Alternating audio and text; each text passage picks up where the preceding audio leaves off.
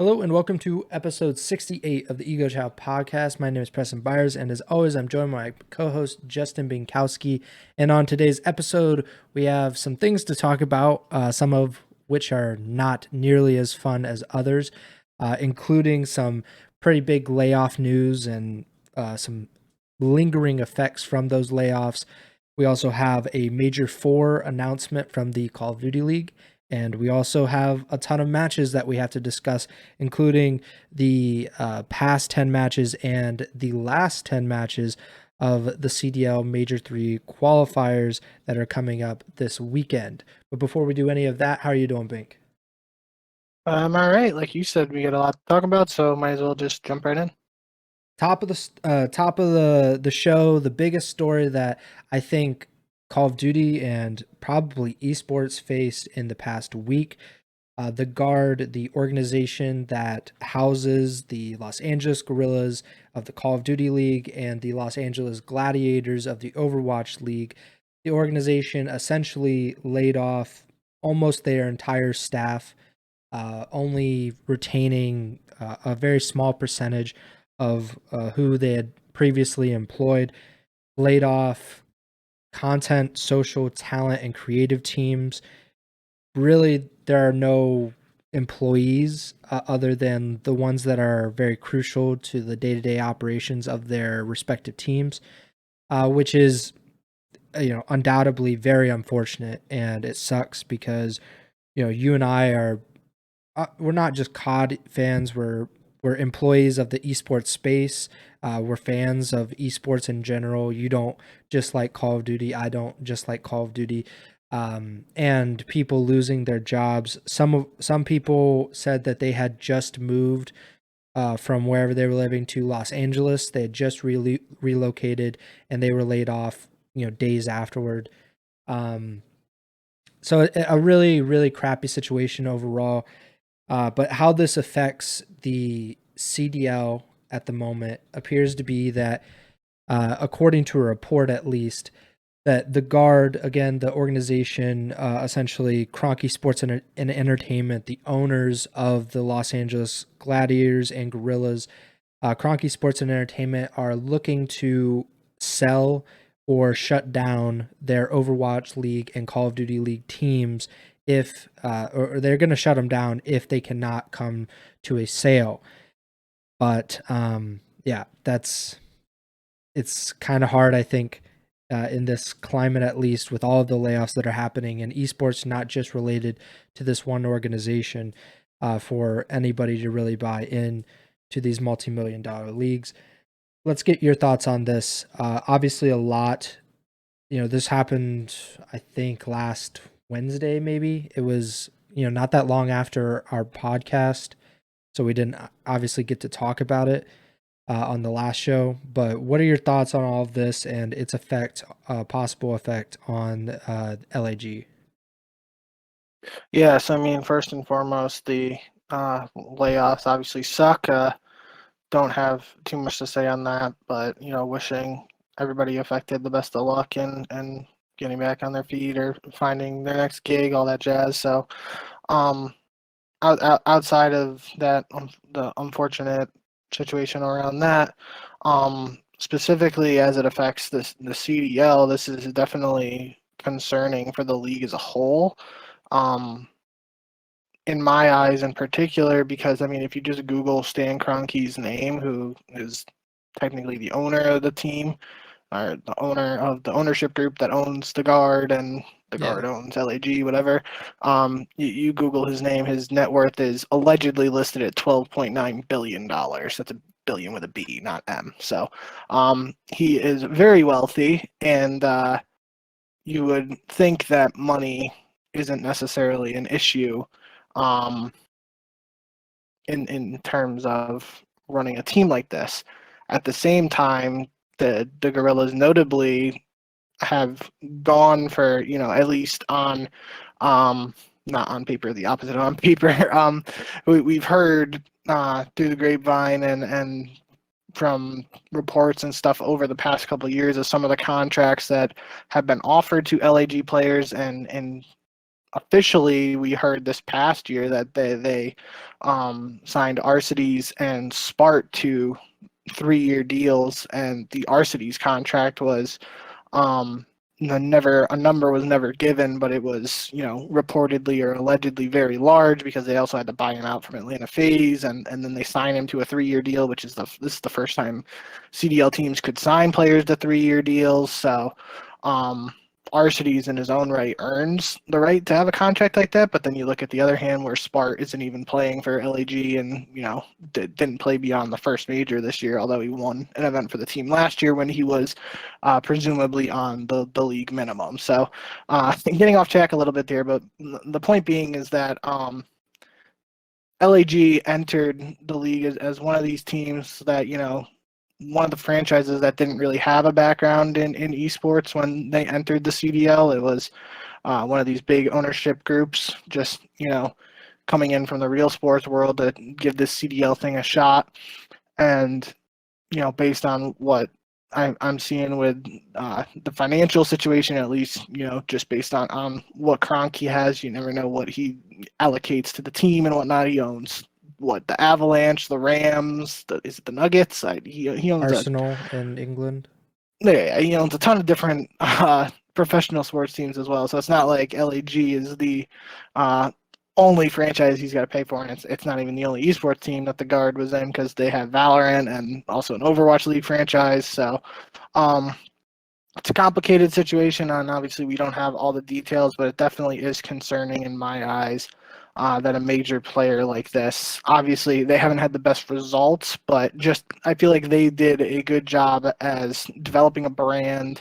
I remember back when the league first launched, there were people who were actually like making fun of or laughing at the Guerrillas logo as being just like a hooded figure or whatever. And I feel like that's a thing of the past now, and it's really developed into a brand that outside of actual results that people have come to like. And that this could have major implications for the CDL.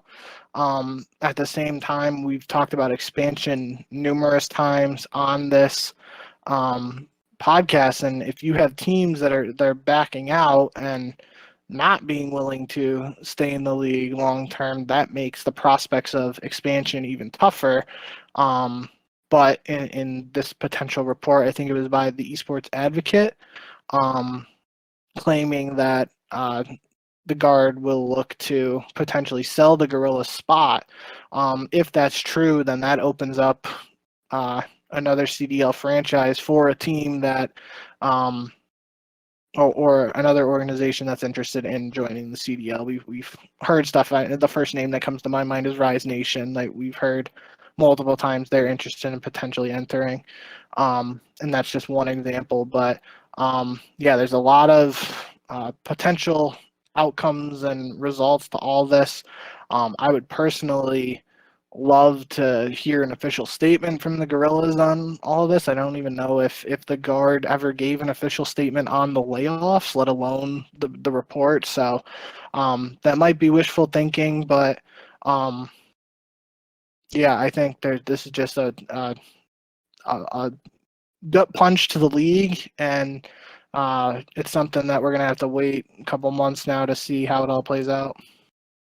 Yeah, I believe they have not. Kroenke Sports Entertainment, I don't think they've given any statement publicly to anyone. I'm looking through the Guard social media. I don't see any, little tweet. I don't see a picture at all. I don't think that LAG has said anything. And you have to imagine that, whoever is making the decisions up top now, and we don't even really know if like the people that were working there are still making decisions. I don't know what kind of process they have now that there have been so many layoffs. But like you said, it's very disappointing. It's disheartening to see a part of the CDL seemingly going away. LAG definitely has it over the past 4 years or 3 years. they have been more dedicated to the CDL, at least in terms of like their financial investment into their roster and the coaching staff and whatnot. They have done such a better job than I thought they would. They've done a better job than a lot of the other teams in the league have. And I appreciate that. I think that's awesome. That's exactly what the CDL should be. It's not profitable. I think everybody understands that. Everybody should have understood that when they got into this, which I think is one of the biggest points of contention, at least on social media for me, is when I tweeted when the guard layoffs happened. I pointed out what you did, that Stan Kroenke is a billionaire, not a millionaire, not a 100 millionaire. He is a billionaire. The amount of money that is $1 billion is unfathomable to think about. Like, you could not actually picture that much money in a room. He has multiple billions of dollars. His wife has multiple billions of dollars. These people are the rich of the rich of the rich. There are very few people in the entire world that have as much money as Stan Kroenke and his wife, Ann Walton, who is an heiress of the Walmart fortune, which is exactly how Stan Kroenke has become one of the richest people in the world.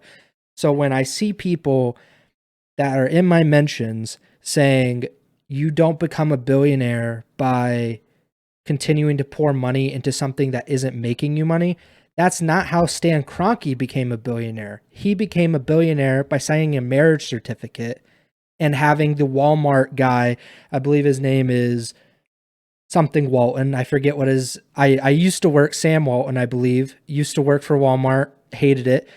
But Sam Walton, I believe, died in the 90s, and they invested a stake of Walmart, and that is worth billions of dollars by itself.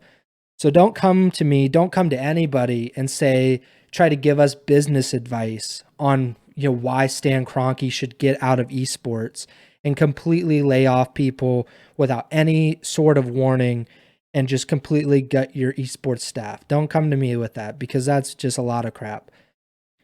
The thing with billionaires is they can afford to do whatever they want.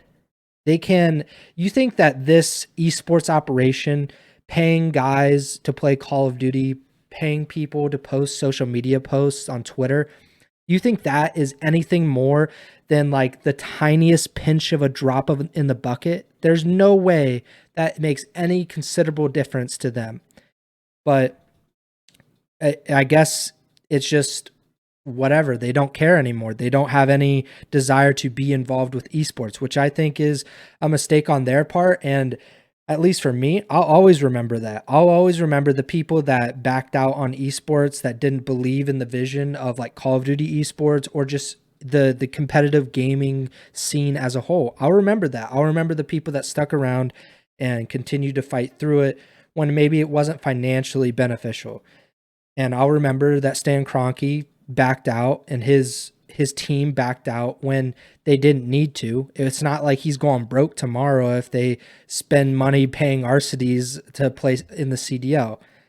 Rant aside, I am obviously very disappointed in all of this, but I hope that we will get a replacement owner or an ownership group that is even more dedicated to the CDL and to Call of Duty esports and to Overwatch. I don't watch Overwatch. I don't watch the Overwatch League, but that scene, that league deserves a dedicated ownership group in that scene as well, not just the CDL. And I hope that it happens. I would love for someone like Roger Saffold, who has coincidentally played for Stan Kroenke's team before, to buy into the CDL, for the Rise Nation, a legacy organization, so to speak, for Call of Duty esports, someone that has direct ties to this scene, been very like instrumental, at least during like the MLG and like even the CWL era. I would love for someone like them to get involved and be a part of the CDL. I hope that happens. We'll see what does happen, but it would obviously really suck if the team just went away and we just had 11 teams in the CDL starting in 2024 or end of 2023. That would be completely unacceptable and Yeah. absolute worst case scenario.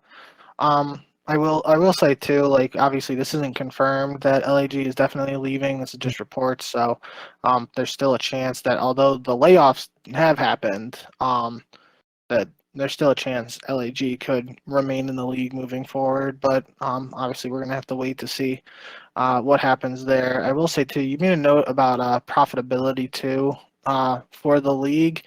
And I feel like it's also worth bringing up again that there have been reports. I don't know the exact numbers, but everybody talks about the $250 million league or whatever like that. There have been multiple reports at this point about Activision, pushing back or delaying those large franchise fees.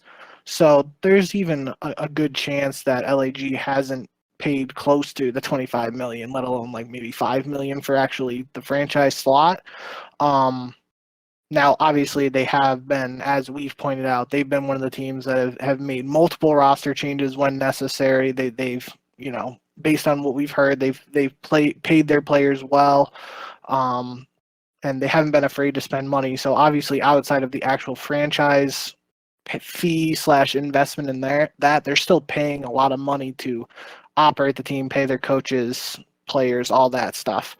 Um, but there's still, a chance that, despite all that profitability isn't as far off as opposed to the sense of if they had to pay that $25 million fee straight up, like you're not recovering that within this short time span. But if they haven't even paid, 20% of that yet, there's definitely a increased chance of it being closer to making that gap smaller. Again, though, we don't know the exact numbers, and we don't know how much exactly they've been paying, to operate this thing in terms of salary and all that. But based on what we heard, it's likely a lot, and that's definitely something that, even if LAG does leave the league, I think that's something that, in terms of their legacy, they won the major last year, and they came in as a team that didn't really have a background in esports outside of, I guess, that the Overwatch League slot beforehand. And they entered the CDL and immediately became an organization that players wanted to play for, whether it was because of the pay or being a team in LA, whatever, multiple reasons. I think if LAG actually does leave, that's something that I would remember at least. I fully agree with you. Um, our colleague Jacob Wolf, a former coworker of ours at Dot, last year he reported that the CDL teams on average owed $22.5 million Yeah, each, which is essentially the entire reported sum of each of their franchise fees, because the number that we had always heard was $25 million buy-in to get into the CDL in like late 2019. 22.5, that means they paid on average like $2.5 million, and they pretty much stopped those payments because of the COVID-19 pandemic. So in March, April 2020, pretty much everything shut down, which is understandable. But I mean, they saved a lot of money, if anything. yeah, Like, they could have been paying half that. They could have paid $20 million just in the franchise fees. That's not even including how much it costs to run the team with a roster, coaching staff, analysts, content creators, etc. Um, yeah, it's just very disappointing. Very, very frustrating. I think that was the biggest feeling I had when the news dropped. I felt very frustrated by just everything that's been going on in esports the past few months, with 100 Thieves layoffs. We now have this KSE layoffs. TSM, I believe, had some layoffs as well. It's just, I I mean, it happens. Like, this is like, the economy as a whole is not like the greatest thing in the world, and it's a trickle down effect where these tech companies and esports organizations are very tied into these tech companies. We just saw with TSM and how much money they probably lost or they had to gain with this FTX scandal with crypto and crypto crashing. I think part of that is playing itself out in the esports space, and We're also just seeing a lot of these like VC companies and these like investors that were just here like, oh, esports is the next big thing. We're going to make a lot of money. Kind of like an NFT kind of a thing where people were looking at it as we're going to make so much money when this blows up, but it didn't blow up to the point that, they thought it would. And I should mention FaZe as well, another part of the CDL. They laid off some of their employees not too long ago. Their stock price is in the toilet. So a lot of things just not working in favor of the esports scene and the CDL specifically. But I mean, Call of Duty Esports has faced a lot of adversity over the years, and it always seems to survive. We're a little cockroach, just we keep chugging along. You could have a nuclear war, we're still gonna be here. And I that's what I fall back on, and that kind of gives me, peace, so to speak, that if this CDL stuff, if Activision doesn't want to contribute or want to control the scene like it does now, we were fine without them. Like, of course, we still want those big tournaments. We still want some developer support, which I will let that point go to the side for a second. But we like the idea of developer support. We like the idea that the publisher has support for the scene. But at the end of the day, if 200 people are in a crowded convention center playing Call of Duty and people are watching it and people are supporting us on social media and going to articles, going to YouTube channels, going to Twitch channels, I think the Call of Duty scene will be perfectly fine. It just might take a little bit longer to get to where we are right now. But I still have a lot of faith in the Call of Duty scene, even if the CDL is not as strong as we thought it could be 3-4 years down the road. And I mean, I was very fortunate in my life. My great grandfather lived to, I don't remember how old he was, but he was around until I was in 10th or 11th grade. And my great grandmother made it to 100 or almost made it to 101. We celebrated her 100th birthday. She died like a month before her 101st birthday. Um, but I would really, I wish there were people who were around at like the start of the NFL, the MLB, the NBA, stuff like that, who could really like tell us what was, going on during those first initial years. Because I feel like even with like my like, I love baseball obviously, and I don't have a huge knowledge of just the history of the game like in terms of it first started, but I know like, like the Boston Braves was a team that like Babe Ruth played for, I'm pretty sure, in like the early 1800s or early 1900s, not early 1800s. But and obviously Braves moved to Atlanta, and Boston has the Red Sox. Like you don't, I don't know exactly the ownership groups and stuff like that, but like it's not like this is something that is necessarily only happening in esports. And I just wish there were more a better recorded history of those struggles, because I'm sure if you go and look at teams and stuff like that, you can find out, oh, they moved locations during these years, yada yada. But like, there's nobody who was actually around at those times, who's still alive at this point, who could actually tell us what it was like and what was really going on at those times.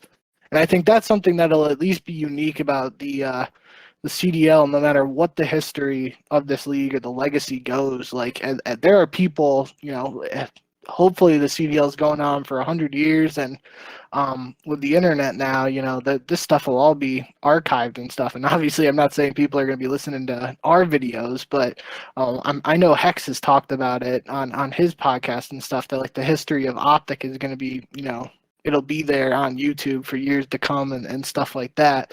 So it's something. It's obviously very different times, and that's something that many years down the road, no matter where the CDL goes, we'll be able to have the history. And for those who weren't here, if something does go wrong with the CDL, we'll be able to tell the stories of what actually happened during those times. But yeah, I mean, this is just it's overall just an unfortunate situation with the layoffs, and not a great look, and not great news for the CDL that a very wealthy ownership group is potentially thinking about leaving. But like you said, the cockroach mentality, CDL, has the potential to stick around and grow into this thing that other people were willing to invest a lot of money into at the start of it all. So, gonna have to weather the storm and see how things go from there. That's a really good point about the history of these traditional sports leagues and how we see the benefit, we see the outcome of all of that, right? The NFL is this like the most popular sports league in America. Millions and millions and millions of people watch it every single Sunday. But I just thought of the Cardinals. So now they're in Arizona, but they used to be in St. Louis. At the same time, there was already the St. Louis Cardinals in Major League Baseball. And before that, they were in Chicago at the same time as the Bears.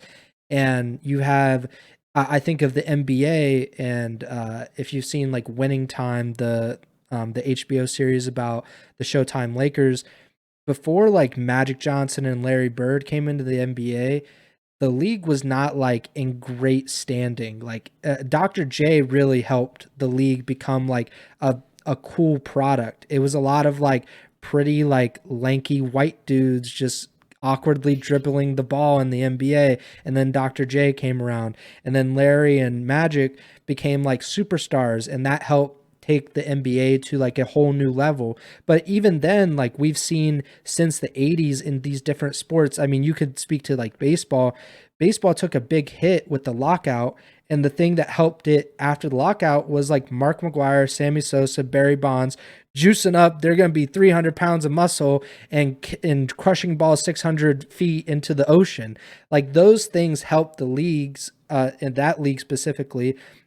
But we've seen it with the NFL, we've seen it with the NBA, NHL, all of that. And the CDL is 3 years old in its fourth season, but really 3 years old.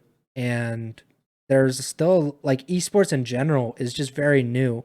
And imagine if like the people that created football and the people that created basketball, they never gave any support to the players. If they're just like, yeah, that's not how we play the game. Like we're just gonna do it the other way, because we want people on the blacktop to play it more. We don't really care about what it makes it more competitive, more entertaining for like the professional players. Who cares about that kind of stuff?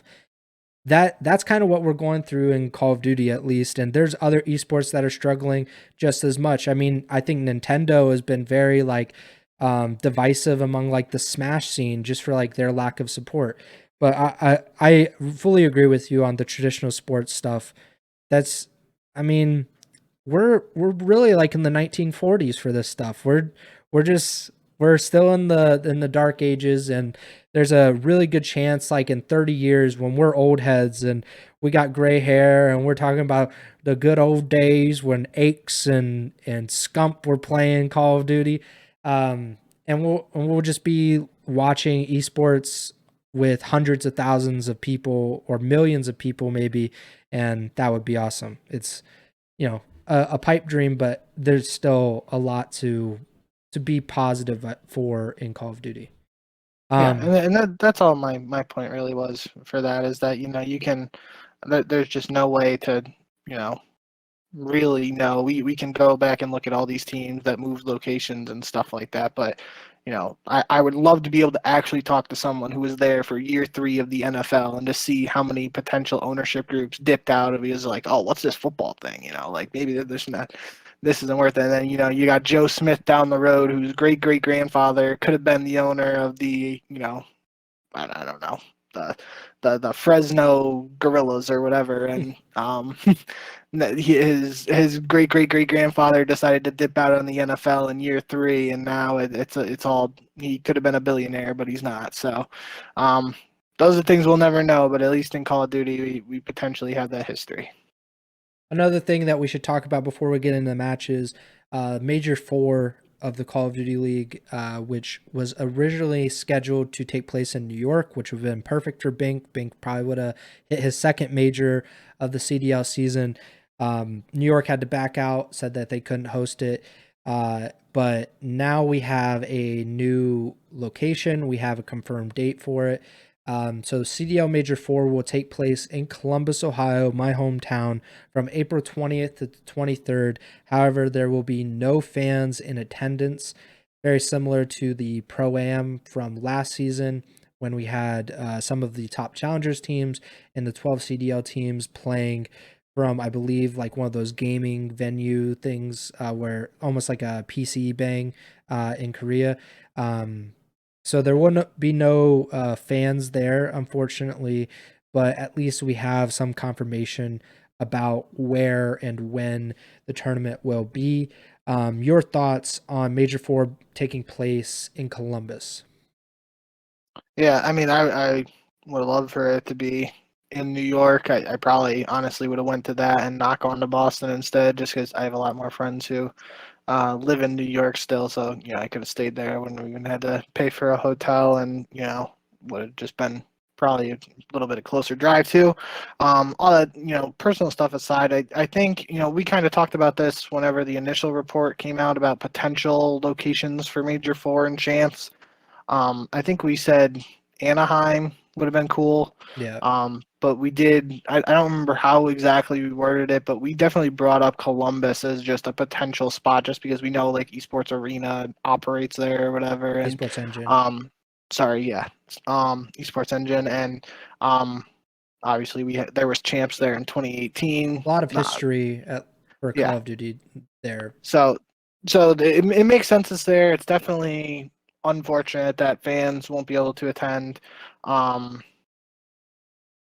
it seems like that's just a product of the last second switch with New York having to pull out and stuff like that. So, um, might have been out of the CDL's hands to really find a last second venue that could actually hold a certain number of fans and an amount of fans that actually made it worth having fans be allowed to attend. So another just I guess blow to the league that won't be fans there, but they're gonna the teams are still gonna be there trying to put on the best show possible and just gonna have to make the best out of it. It's obviously not ideal the fans won't be there, but at least it's Major Four, so it's not even the last major of the year. We still have the Toronto Major after it, Hmm. and most importantly, we still have champs after that. We still don't know where champs is, but barring something completely unexpected happening, we're expecting fans to be able to go to champs, and that's the big one. That's the one everybody is going to be the most excited to watch online and in person. So, if something like this had to happen, where there's a last second change of venue, fans aren't allowed, I'm just glad it happens to like a mid-season major as opposed to one at the end of the year or actually champs. Daniel Say, the CDL GM, he said in, I think, the most recent community update that they had been doing some kind of tours of potential champs venues and that they had just finished their last tour or like site test. I forget what exact wording he used, but they would hopefully be confirming it soon. They also had mentioned Major Four kind of finalizing the details on that in that community update. But yeah, it's unfortunate. It sucks that fans aren't going to be there because the fans being in attendance really helps just the atmosphere and all of that. Boston was incredible. I think Dallas will be incredible, especially if OpTic does well. The idea of it being the OpTic land like last season and having OpTic do well with I'm assuming a very pro OpTic fan base there. That would be really cool, but I guess it wasn't meant to be. I did find it interesting though that Dens, the Boston Breach general manager, he tweeted after the CDL confirmed Major Four will be taking place in Columbus without fans. He said, "We would have loved to host this at Helix Esports given the circumstances. Wish we had the opportunity presented our way. Proper main stage, fan access, live audience, on-site food and drinks, close hotels, experienced hosts. This would have been a win-win for everyone." I think it's interesting. Obviously, Boston hosted the most recent major, Major 2, and maybe there is a competitive aspect where the league doesn't want a team to host more than one major in a given season. But given the circumstances, I would think the CDL would want any team to be able to host a tournament. I don't you feel the same way that even if Boston hosts two majors of the five, that's probably better than hosting it in Columbus where nobody gets revenue for ticket sales, don't you think? Yeah, that makes sense. It might have been a little weird but I do Yeah, think there's not like obviously I was there at the Boston event and there was definitely outside of OpTic playing against Boston. Um, there was definitely that quote unquote home crowd when Boston was playing, but that's still not as big of a factor in esports in my opinion. And um, I'm trying to like I don't think it's a great example, but obviously we had the situation in the NFL playoffs recently where there would have been like the neutral site if the Bills and the Chiefs played in the hmm AFC Championship or whatever. Like um that wouldn't have been like two games at the Atlanta Stadium or anything like that. But um yeah, that's just not a great example. I just think yeah, you're probably right that um it would have been definitely a little weird if they announced that Boston was hosting another major. yeah. But I do think that that might have been a better solution. I will say though, I was just looking up Daniel's tweet that you were mentioning, um, and we kind of just glossed over it. But he says keeping the event on land was paramount. There was a potential, I think, in that report a couple weeks or months ago, whenever it was, that they might do Major Four online, which would have been absolutely a disaster. So. Throwback to the home Um, series. given the circumstances here again, we were kind of just talking about having a LAN with no fans is better than having an online event for sure. Um, so yeah, I guess we kind of didn't even hit that in the initial talks because it seems in my head it just seems kind of wild to even consider that we would uh, have a online event as opposed to a LAN event if given all the circumstances. But um, thankfully that's not a world that we have to live in right now, and at least might not be fans, but it's LAN gameplay. Yeah, I also thought another OpTic hosted LAN event would work because I believe they own the esports arena in Yeah. Arlington, and Dallas is pretty much like the most concentrated part of the league. Pretty much like half of the league lives in that area, so it would have made travel a lot easier for at least most of the league. So look forward to Major Four in Columbus on land, April 20th to the 23rd. There will be 3 weeks of qualifiers leading up to that. Let's get into these matches from the last week. We'll try to go through them a little quicker because we did spend quite a bit of time talking about the guard and Major Four. Let's start on Friday, February 24th. We had 3 matches that day. First, Atlanta versus London, 3-0 from Atlanta FaZe. Nothing out of the ordinary, at least in terms of the final result, but 3 maps were a little closer maybe than expected. Any thoughts on this match? No, that was the big takeaway for me was that this first day on Friday was just 3-3-0s. Um, and arguably this match here, Atlanta London, was probably the closest of the three, um, especially in terms of the individual uh, map breakdowns for each of those. So definitely was one that we were both expecting Atlanta to win, but London made them work for it a little more than many people probably thought.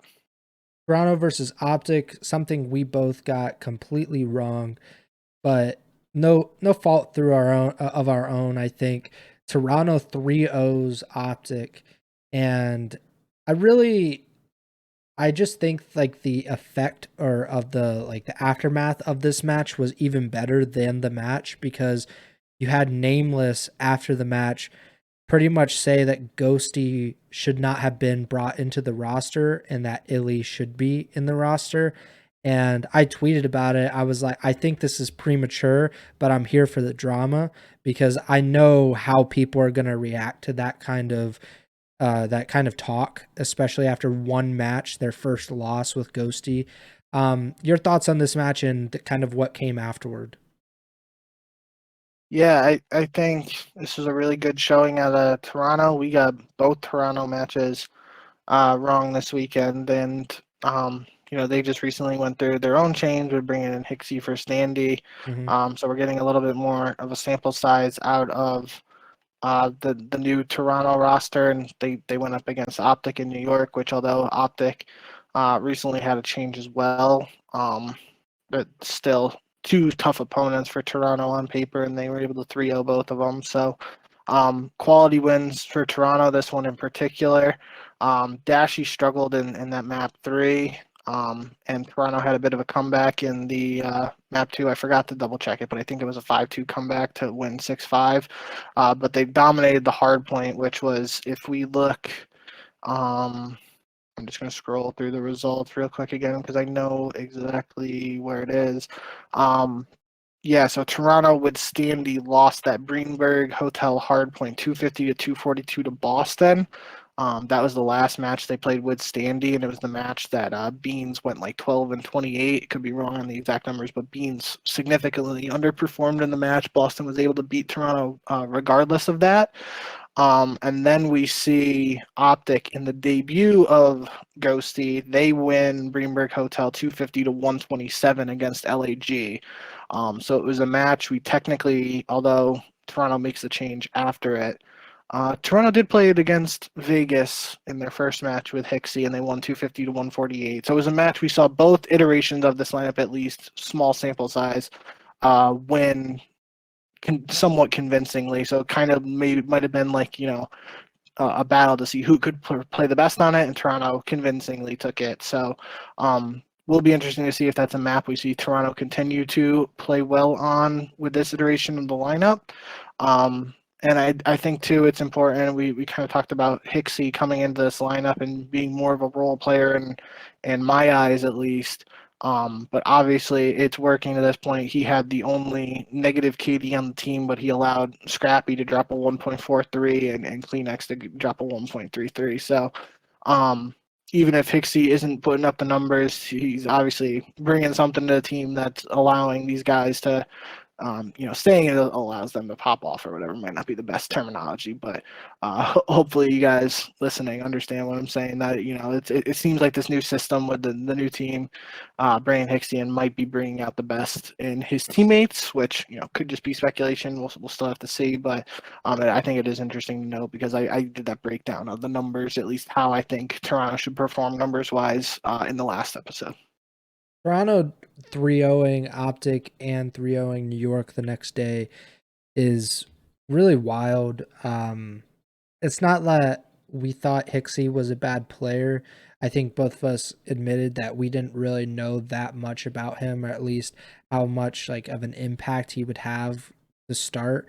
But I mean, those two wins are pretty impressive.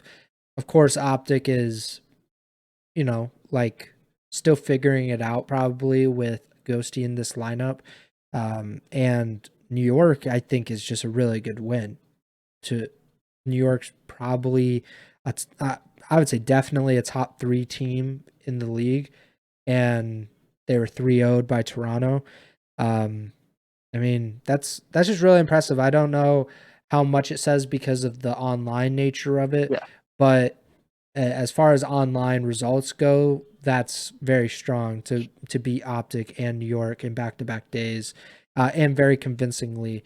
So, just a lot of credit to Toronto. Last match of the day, another 3-0. Our entire Friday were 3-0s. LAG versus Boston. Boston comes away with this 3-0.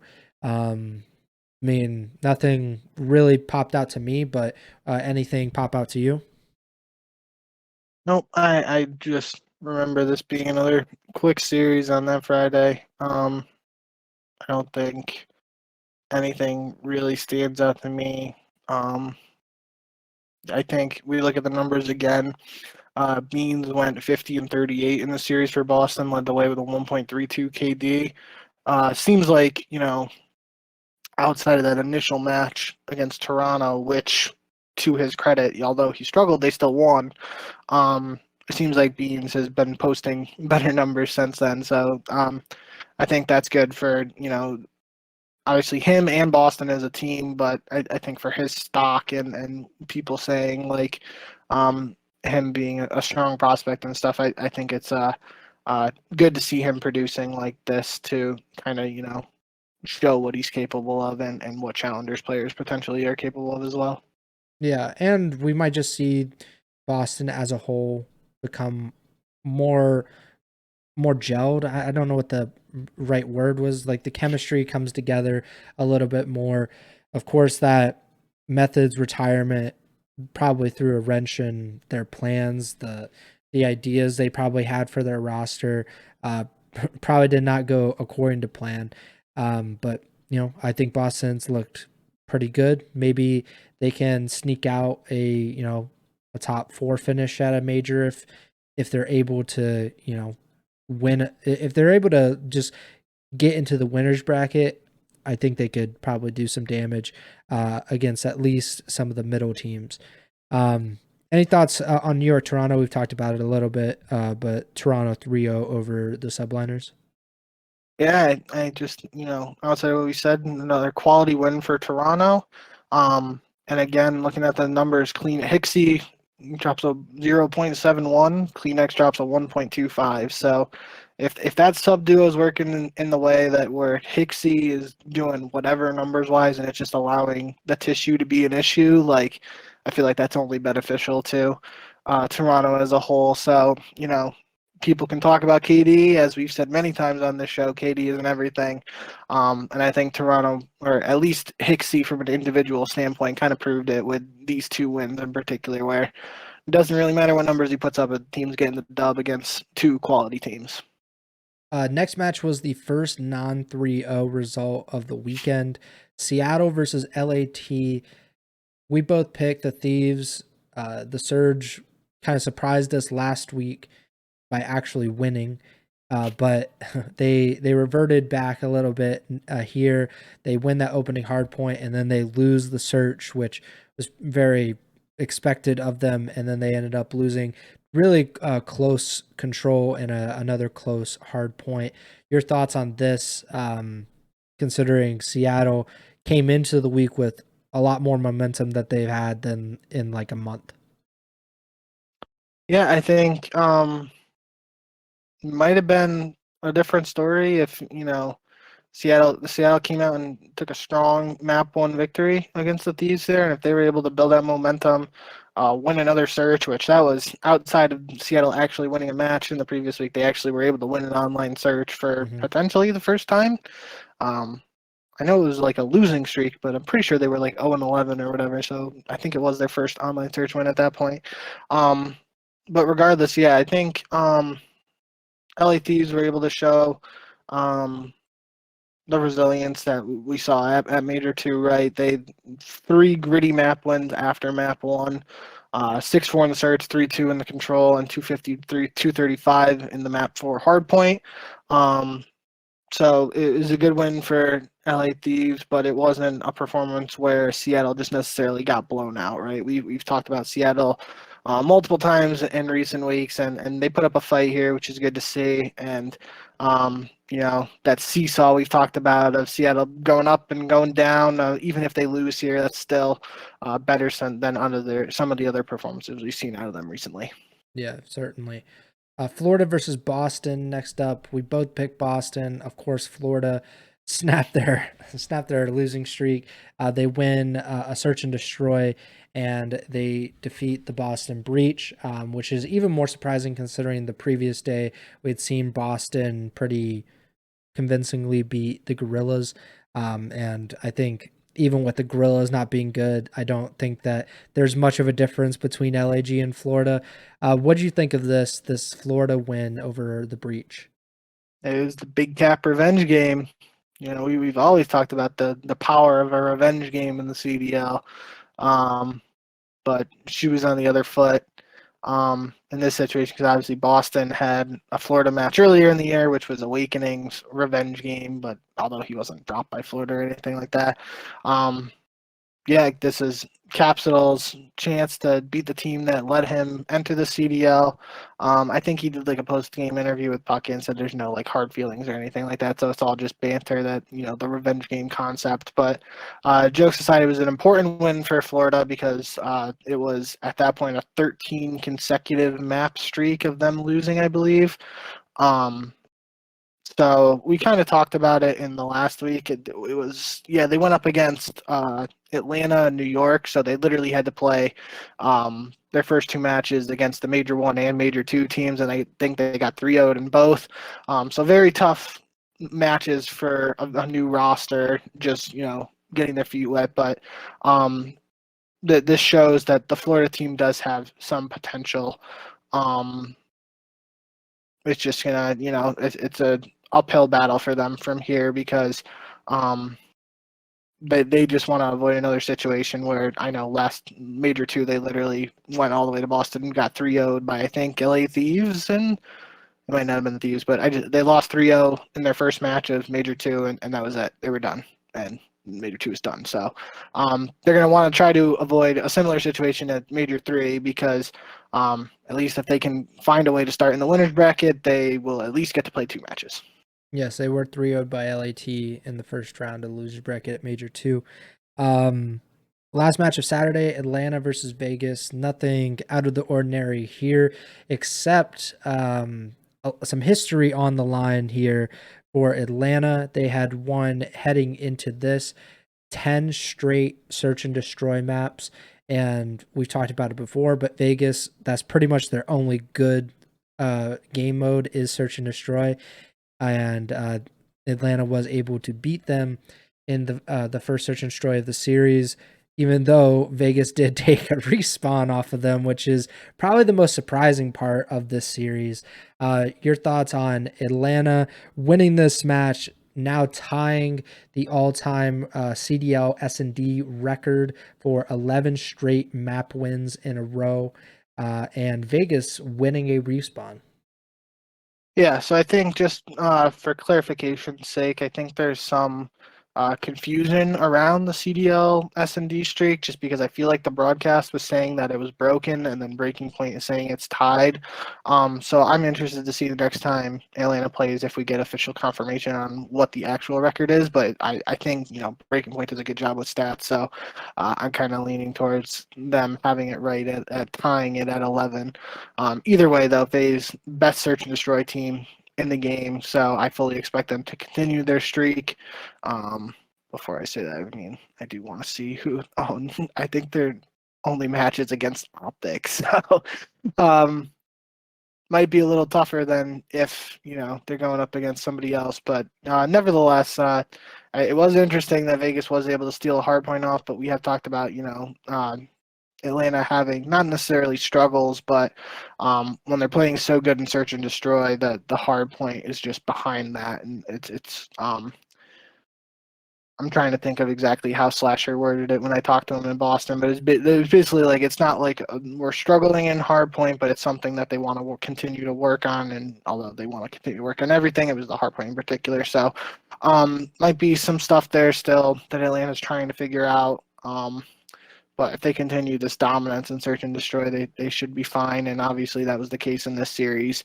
And then they go on after losing the opening hard point. They win the search 6-2, the control 3-0, and then the game 4 hard point 250 to 104. So that's just Atlanta, still being the best team in the game and taking care of business there. According to some people on Twitter, I don't know if this is official or anything, but LAG, who were or are, I guess, the co-owners of that 11 S&D map win streak. One of their maps, I believe, may have come during the Pro-Am last year, which may not be counted in the CDL because it's not for CDL points, and it wasn't against a CDL team. But I mean, that's just on what is being said on Twitter. I don't know if that's exactly what is the case, but that would be a good explanation why there would be some discrepancy between Breaking Point and the official CDL broadcast. Let's kind of get through these last three matches on Sunday. There was an LAG power outage, or not just an LAG power outage, but a power outage across Los Angeles, which forced a difference in schedule. So LAG's match against London got pushed to the end of the day, whereas Minnesota versus OpTic started, and OpTic ended up winning this 3-0 after obviously having a pretty tough go of it against Toronto to start the week. What do you think of OpTic's turnaround here? Yeah, I think, obviously this was a matchup. We saw Minnesota 3-0 OpTic at Major 2. Differences between LAN and online, roster changes, all that aside, this is a very good answer from OpTic after losing 3-0 to Toronto. Um, Convincing across the board outside, obviously 3-2 in the control, but we see a lot of round fives in control just because of the nature of a lot of the maps in this game. Nevertheless, a good win out of OpTic. I think, the bigger story is Minnesota's now 0-3 in these qualifiers. They have a 2-9 map count. We've talked multiple times now about this Minnesota team and not really knowing what to do with them, what to think of them. So they got two matches this time in the upcoming week here before Major 3. They have to win both of them to have a shot at like a 2-3 tiebreaker to make it into the winners bracket. Otherwise, we're looking at the team that came in third at Major 2 potentially starting in the losers bracket at Major 3. Yeah, I really don't have anything to say about Minnesota. I don't know what to say. They're pretty up and down. There's pretty much no way of knowing what you're going to get out of them at this point. And if you're a Minnesota fan, I think you just have to hope that they are up when it comes to the major and they're able to win a few matches. But it's not looking very good right now. Florida versus Seattle was the second last match. Seattle, I think we both thought would win, but we saw Seattle win again, another search and destroy after not winning S&D in their first series, and Florida winning that opening hard point. Your thoughts, because I don't think like the result is necessarily the most intriguing part of this, but just kind of how we got to that result. Yep, that's all it really is. If you told me Seattle won this match 3-1, I'm thinking in my head, yep, that makes total sense. Seattle wins the 3 respawns, Florida wins the search. So just a little caveat thrown in there with Florida winning map 1 and then Seattle being able to win another search, which, we know the slaying potential of this Seattle team. If they're able to put it together in search and they're just able to find their slaying, if they have a series where they can be that dominant slaying team in the respawns and just take one of the searches, they're in a really good spot to win a lot of the matchups they play. So the, an important win. I'm not going to say it was a good win because although Florida is coming off a good victory, still a new team. But both of these teams, Seattle was struggling pre-Major 3 qualifiers. Florida, with the new roster, didn't have the greatest start to these qualifiers. Just regardless, based on the circumstances, it was kind of a must-win match for Seattle, and they took care of business. After the match, Sib went on Twitter, said, "For those slandering Lamar, aka accuracy, IDGAF, what y'all say, he's one of the best teammates I've ever had, and he's a big reason of the use of my talent." And Pred said vouch in the comments as well. So I think that was pretty nice to come to accuracy's defense, as people are probably calling for his head, left and right and on social media at least, because they've had their struggles this season, and statistically he's probably the weakest member of the team. Last match of the week, LAG versus London. Again, this got pushed back a few hours because of the LA power outage, and LAG might have suffered from it. Who knows? London ended up winning this 3-2. Of course, we both picked the Guerrillas, and London ends up winning. It's kind of a tradition here. I don't really have anything to say about these two teams, just because I think, if you want to say they're the worst and second worst, or second worst and third worst, like they're both in the bottom 3 in the league, like pretty decisively, at least in my eyes. Any thoughts on for you for this match? Yeah, this was I don't know exactly where they are right now in the standings, but I'm pretty sure it wouldn't have changed much regardless. This was the 11th. Yeah, it still is in the standings. Gorillas are 11th, and London are 12th. Um, so this was literally the two worst teams in terms of their placing in the CDL point standings going up against each other, which on paper might not be an enticing match, but I have to say this was by far the most electric match of the entire day and possibly of the entire weekend, just because it's absolute banger. We had Exceed getting a 1v4 in the map 2 search. It was a wild comeback in the 0-2 comeback in the control. I think Assault had like a 1v3 just to stay alive on the point on one of the offenses. I can't remember exactly the situation there, but I just know it led to LAG's comeback in the control overall.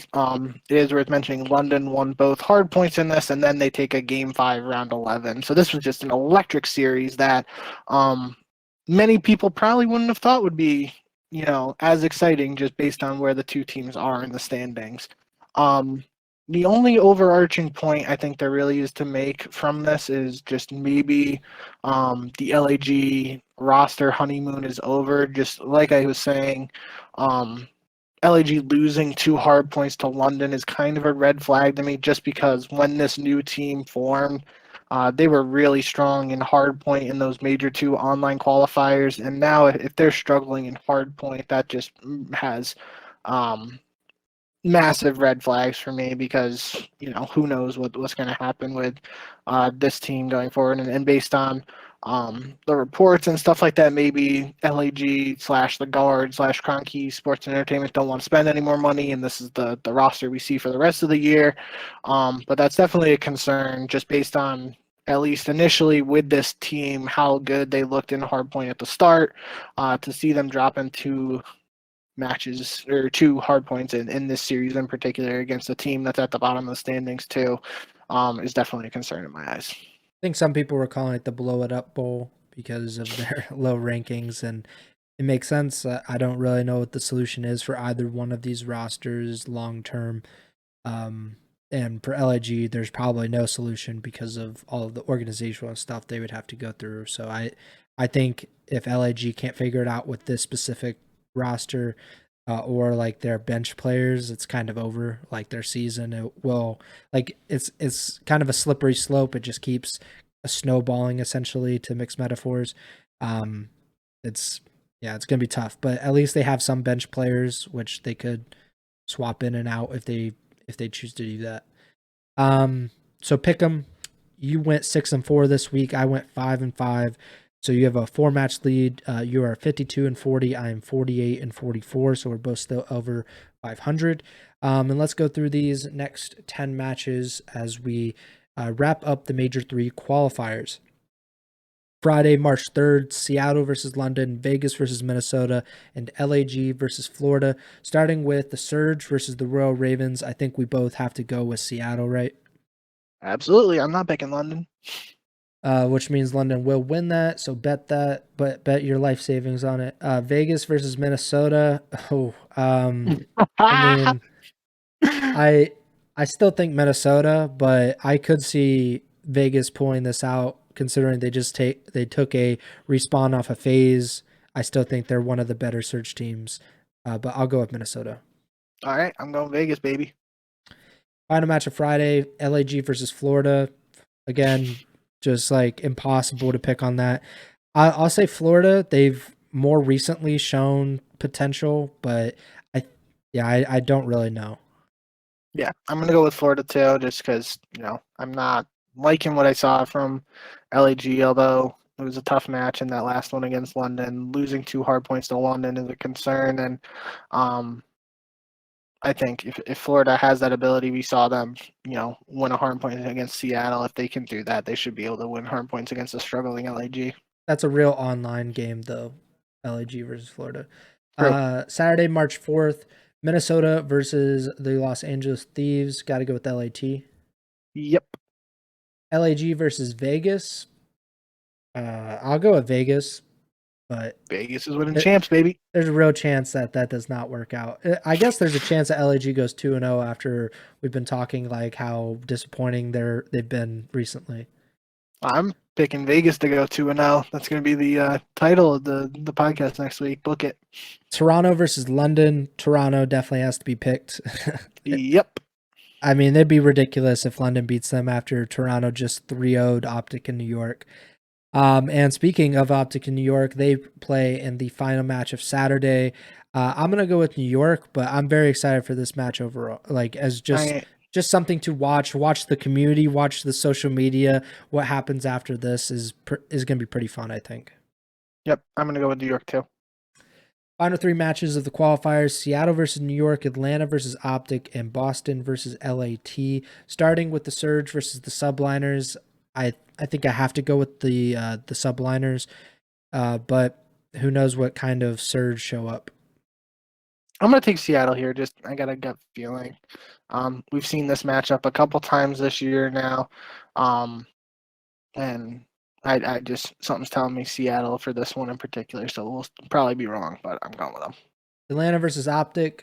I got to go with FaZe, but like this New York versus OpTic match, it's something to really watch because OpTic beating FaZe heading into their own major would build up a lot of hype for this team with their first LAN event on the horizon.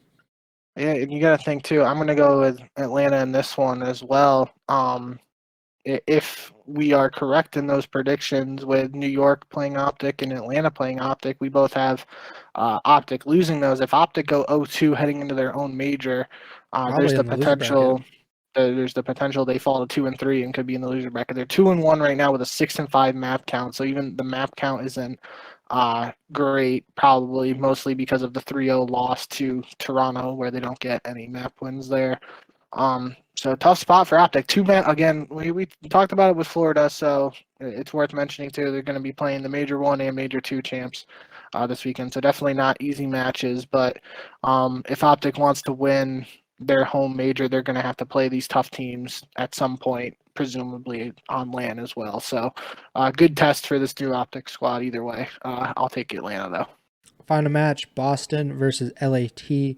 Gonna go with the Thieves. But I do think there is a potential for an upset from Boston here. I want to go with Boston for some reason, but this is also kind of like you were talking about. This is online math, East Coast versus West Coast too. So who knows what can happen? I will take the Thieves though. And that does it for us. Again, reminders: you are 52 and 40. I'm 48 and 44, both over 50% heading into this weekend.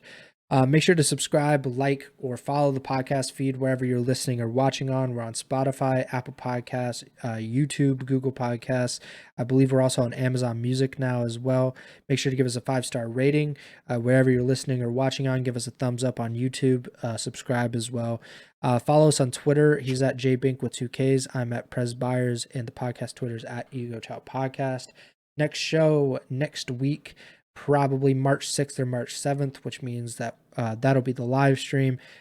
Show will go up on the feed probably March 7th or March 8th. And we'll be recapping the final week of the qualifiers and, more importantly, be previewing the third major of the 2023 CDL season, which will be taking place in Arlington, hosted by OpTic Texas. A very big major for some of these rosters to kind of prove what they can do if they have the potential to make a run later in the season.